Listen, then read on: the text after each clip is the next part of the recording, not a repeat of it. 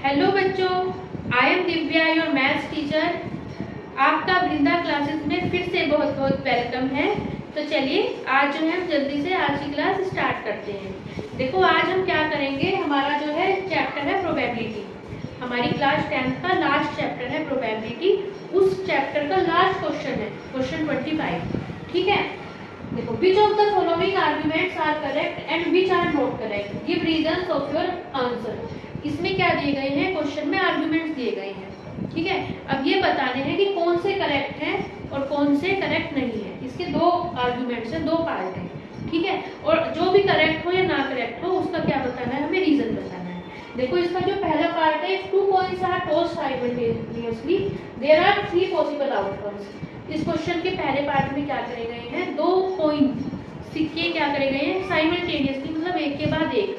पहले एक सिक्का उछाला फिर दूसरा सिक्का उछाला। ठीक है, अब क्या है, जब हमने दो सिक्के उछाले हैं एक के बाद एक, तो हमारे पास मतलब 3 आउटकम्स मिले हैं। इस क्वेश्चन के अकॉर्डिंग 3 आउटकम्स मिले हैं, पॉसिबल आउटकम। देखो कैसे, कौन कौन से 2 हेड्स, जैसे पहली बारी में हेड आ जाए और दूसरी बारी में हेड आ जाए, एक तो पॉसिबल आउटकम ये है। और 2 टेल्स, पहली बारी में भी टेल आए दूसरी बारी में भी टेल आए। और 1 ऑफ ईच, या फिर क्या हो 1 ऑफ ईच, मतलब एक बार हेड एक बार टेल, या फिर एक बार टेल, पहले सिक्के पे हेड आया दूसरे सिक्के पे टेल आया, या फिर पहले सिक्के पे टेल आया दूसरे पे हेड आया। ठीक है, यही हमारे पास पॉसिबल आउटकम हो सकते हैं, इनके अलावा तो कुछ हो ही नहीं सकता जब भी हम दो सिक्के उछालेंगे, है ना। अब कहा है therefore for each of these outcomes the probability is 1/3। अब इनमें से देखो 4 आउटकम मिलेंगे। अगर हमें बताना है कि इन चारों में से अगर किसी एक की पॉसिबिलिटी निकाले, प्रोबेबिलिटी निकाले, तो क्या प्रोबेबिलिटी है 1/3 है। देखो इस बात को मैं दोबारा समझाती हूँ, आपको नहीं समझ में आया। जैसे मान लो मुझे निकालनी है कि हमने दो सिक्के लगातार साइमल्टेनियसली उछाले। ठीक है, कि दोनों बार हेड आ जाए, उसकी क्या प्रोबेबिलिटी होगी 1/3 होगी। दोनों बार टेल आए उसकी क्या प्रोबेबिलिटी होगी 1/3 होगी। या फिर पहली बार हेड आए दोबारा टेल आए, उसकी प्रोबेबिलिटी क्या होगी 1/3 होगी। पहली बार टेल आए दूसरी बार हेड आए, उसकी प्रोबेबिलिटी क्या होगी 1/3 होगी। तो ये पूछ रहे हैं कि क्या ये जो बात लिखी हुई है कि प्रोबेबिलिटी 1/3 होगी चारों में से, अगर कोई भी केस लेते हैं, ये बात सही है या गलत है। ठीक है, तो देखो निकाल लेते हैं। देखो मान लो मैं निकाल रही हूँ इस वाले केस की। ठीक है, इस वाले केस की प्रोबेबिलिटी, देखो प्रोबेबिलिटी हमारे पास क्या होती है,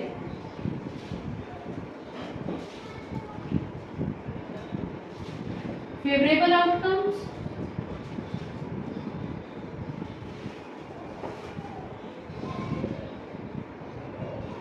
अपॉन क्या होगा हमारे पास टोटल आउटकम।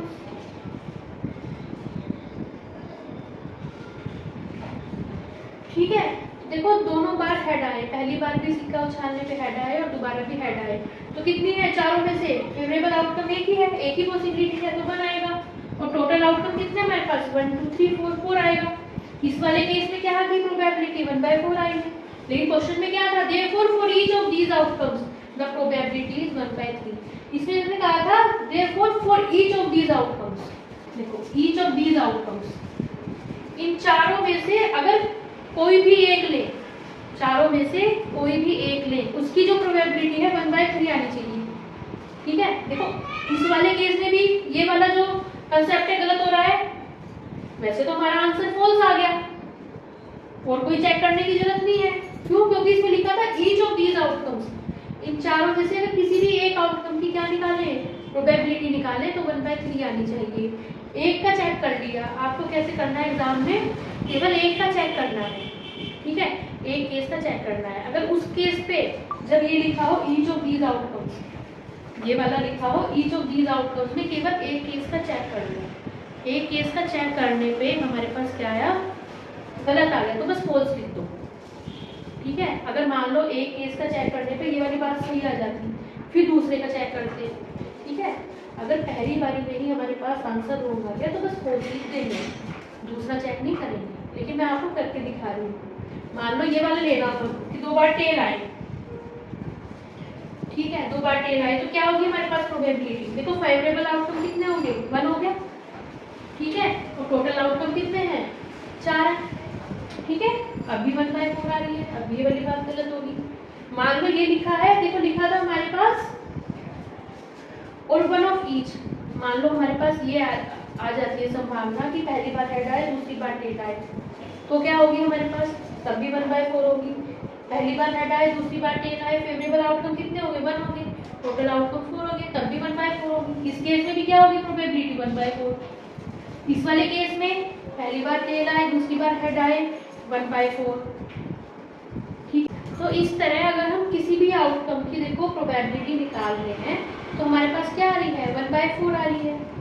ठीक है, 1/4 आ रही है, लेकिन आंसर में इसमें दे रखा है 1/3। तो ये जो हमारा क्या है आर्गुमेंट है, एक्चुअल में क्या है, इनकरेक्ट है, फॉल्स है। ठीक है, इस क्वेश्चन का जो सेकंड पार्ट है वो इस तरह है, if a die is thrown there are 2 possible outcomes, an odd number और एन इवन नंबर। अगर हम क्या करते हैं, एक डाई, ठीक है, डाई हम क्या करते हैं, फेंकते हैं। ठीक है, गोटा जो होता है उसे फेंकते हैं, उस पे 6 नंबर्स लिखे होते हैं। देखो इस तरह लिखे होते हैं 1 2 3 4 5 6। ठीक है, ये डाइस होता है, इसे जब हम फेंकते हैं, जो लूडो वगैरह में यूज करते हैं, उस पे 6 नंबर लिखे होते हैं। जब हम इसे फेंकेंगे तो इन 6 में से कोई भी नंबर आ जाएगा। तो या तो इनमें 6 में से देखो 3 तो है इनमें ओड नंबर, ये है ओड नंबर। ओड कौन कौन से हैं, 1 3 5। जो 2 से डिवाइड होंगे वो इवन, और जो 2 से नहीं होंगे वो ओड। ठीक है, और इवन नंबर कौन से हैं इनमें, 2 4 6। ठीक है, देखो जब हम डाइस फेंकेंगे या तो इनमें से कोई नंबर आएगा या इनमें से नंबर आएगा। तो एक दूसरे वर्ड्स में क्या कहें, या तो ओड आएगा या इवन आएगा। ये सारे नंबर्स कवर होंगे ना, 6 हो गए कवर। ठीक है, अब पूछा है therefore the probability of getting an odd number is 1/2। अब ये बात बतानी है, क्या ये बात सही है। अगर हमने डाई फेंका और हमें एक ओड नंबर फाइंड करना है, उसकी प्रोबेबिलिटी कितनी है, 1/2 है। तो चेक कर लेते हैं। जो प्रोबेबिलिटी होती है हमारे पास क्या होती है, फेवरेबल आउटकम्स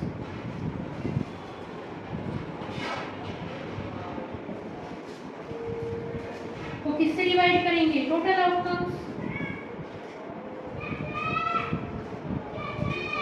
देखो हमें ओड नंबर फाइंड करना है, कोई ओड नंबर फाइंड करना है, इसकी प्रोबेबिलिटी कितनी है हमारे पास, फेवरेबल आउटकम कितने हैं हमारे पास, ओड नंबर में कितने हैं, 1 आ जाए, 3 आ जाए, 5 आ जाए, है ना। इन तीनों में से कोई भी नंबर आ जाए तो ओड नंबर आ जाएगा।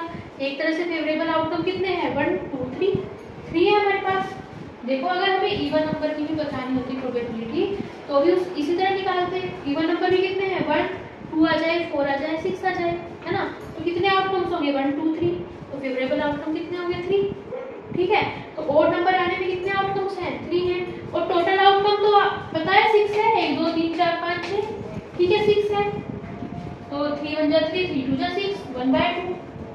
ठीक है, तो ओड नंबर जब आए तो उसकी प्रोबेबिलिटी कितनी निकली, 1/2। यही तो इसमें बताया गया था।